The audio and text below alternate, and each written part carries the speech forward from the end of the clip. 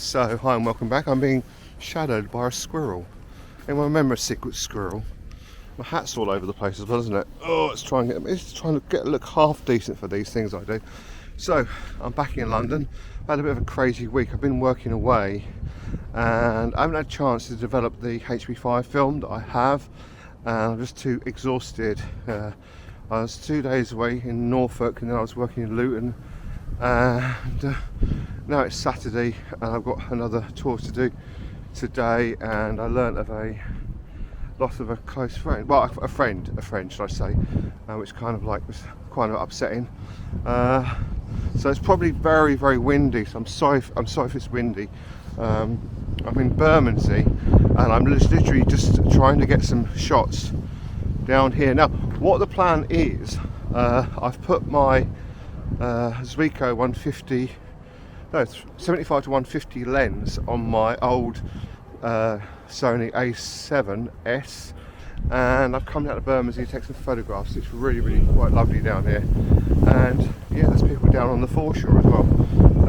Anyway, it's probably too windy, so but this is going to be kind of different because not only am I using the lens on a digital body, I'm going to do something afterwards. I'm going to go through that as we do it to show you what I'm going to do. It's kind of like weird. I want you to wait till the end to see what I'm going to be doing with these shots. One of the nice things about the A7 and like all of them, they've got focus assist, so I've been using that as well. So I'm going to take a few photographs and hopefully show you bits on the way. So I'm hoping the wind isn't too bad, and I've taken shots of these city cruise ships here, or boats should I say, not ships, and with Tower Bridge in the background and the Shard, and I've taken a couple of shots of that.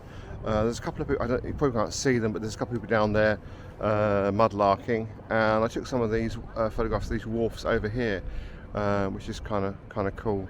But I'm going to carry on walking down and take different shots as I go along, and I still haven't made the decision how I'm going to present these at the end, because you'll see them as we go through, but I don't know how I'm going to present them because I want to do something with them at the end. But I don't want to tell you what that is, so you can see what I'm doing and see what ways you can get the most amazing film looks without actually using film. Now this doesn't mean to say I'm going to be going over to digital completely. That's not going to happen. It's just the fact that I've had such a busy week. I've not had a chance to develop a film. I don't know if the fixer works, so we're basically at that stage where I need to do something productive, so I'm doing this for you for this weekend. So I don't know if I mentioned before, I'm using my zuiko, my 75, is it 75 to 150? 75 to 150 zoom lens. But I'm actually shooting only f4 at the moment, so all the results you've seen so far would have been shot at f4. And as I say, if the wind's too bad on this, I'll talk to the camera when I get home. And so it's just an experiment. And I'm running at 160 ISO as well, and the shutter speed is being picked by the camera at the moment. So and it's varying between 640s a second and 2,500 a second, or whatever it might be. So it's doing its digital thing. I'm actually on the Thames Pass between Bermondsey and Tower Bridge, but you get some really remarkable shots here. So anyway, I'm going to carry on and we'll see what else I'll come up with and talk to the camera on my way down, because I don't know if you prefer me to talk to the camera more when I'm out and about, or do you like it when I'm at home at the desk talking about photographs? Please let me know. I know I've only got a small subscription, but it's nice to know what you want me to do. So before all the problems, I used to teach photography, and I think there's actually, when I talk about it, when I was doing one the other year, and I basically teach the basics of digital photography to people, and we walk from here we're in Bermondsey all the way down to Tower Bridge and take photographs as we go. So I do know this route quite well, and I'm trying to think of photographs I hadn't done before and try and get a few shots and stuff. But it's funny, as I'm taking my time down here, I'm finding more and more things I'd like to photograph, and one of the benefits of digital is the fact that you get to you know, how many shots can you fit on your memory card. But I'm really finding this zuiko lens, I think they're really quite sharp for an old classic lens. And I see a shot down there of the riverboats and then the city behind with a gherkin. And I've never taken that shot before, and because I've got this 70-150, that'd be a really nice shot to take.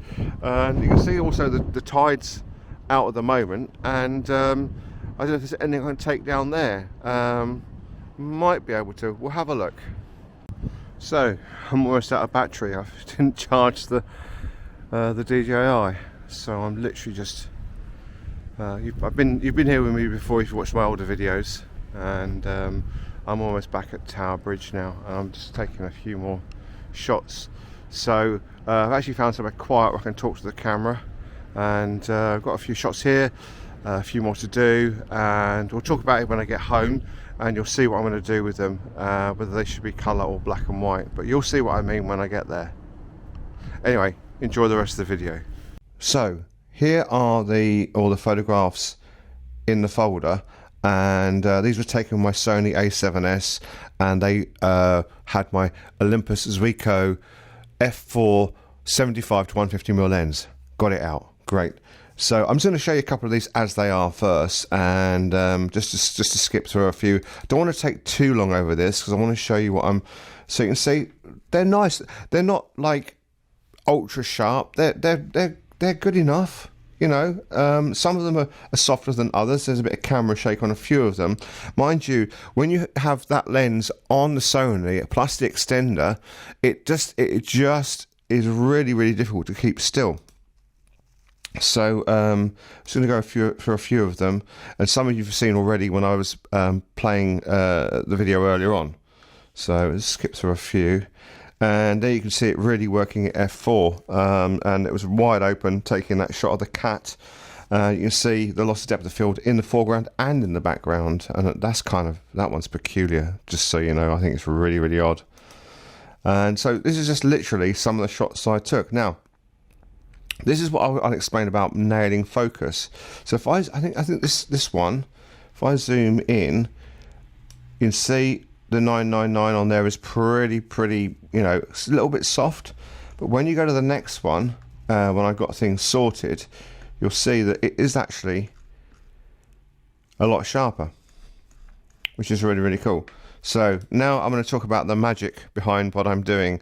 And some of you are going to really, really dislike this, but I just wanted to, you know, do something for Sunday to get a video out.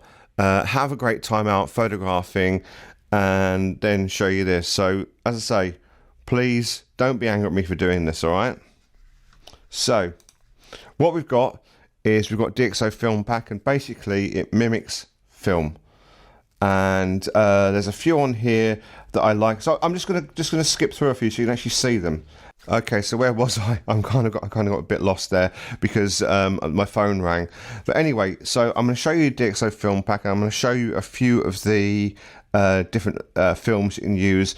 I'll give you an example with Agafan 25 ISO, and trust me, these are really, really quite accurate, these films. So I'll just go through a few more. One of my favourites is a Fuji colour film. So if I put in FUJI, and I'm looking for the Superior Reala, which was my go-to film back in the 90s. Or was it the 2000s by then? I don't remember. And there's the Superior Reala. So it gives you an idea. So what I'm going to do now is I'm going to batch convert all these into Superior Reala, and I'll do it with a black and white film, and I'll just show you a few of them. It's because, as I say, I don't want this video to be over long. Okay, so we're going to process in a batch, and then we're going to choose, what will we choose? We'll choose a colour, black and white. Let's go for a black and white film first. What should we go for? Let's go for Scala 200. Okay, so I keep on messing around and having to change things. But so basically, this is going to be all the photographs done as Agfa Scala 200X.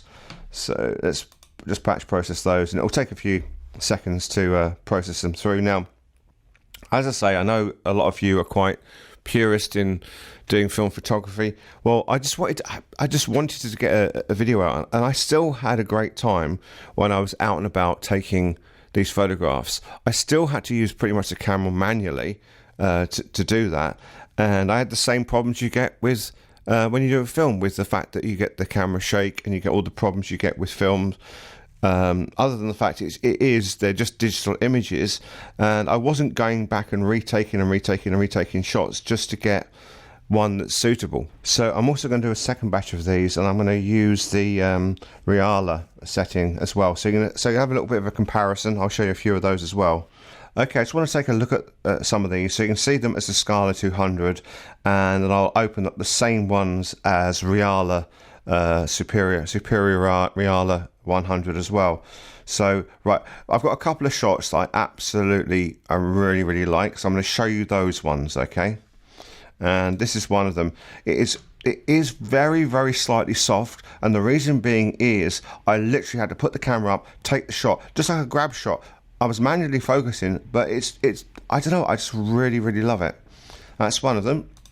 I also like this one of the actual signs, and I think I was down at probably f5, 6 or 8 to get this. Very pleased with it. Really like this shot. There's another one. And what other ones do I like? There was one I took. There it is.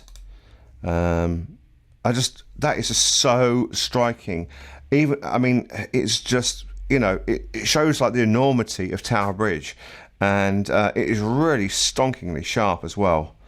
Remember, don't think about it being from a digital camera. Think about the fact that it's an old classic lens that's doing this, just to show you just how good these are. Okay, so they're the black and white ones, and if I go to my other folder, let's take a look at them now. So this is now, it's been switched. This is the Reala, and I always liked Reala. It had such great, I don't know, I like the colours, dare I say punchy colours, I guess. But they always gave me the skin tone I like when I was doing portraits, and just the general film. I really loved it. So I'll just show you the other two again, which was this one here. And yeah, and remember, this is an Olympus lens. It's not a modern day lens, and you can see the results are just lovely. And let me just find that last one again. I always seem to lose it. There it is. And now that's that same shot in colour. It made us Reala. Look at that. I'm just so pleased with it. Anyway, guys, I hope you like this one. Bit different. Please don't be angry with me if you don't like this sort of thing. But don't forget to like, comment, subscribe, and I will see you in the next video.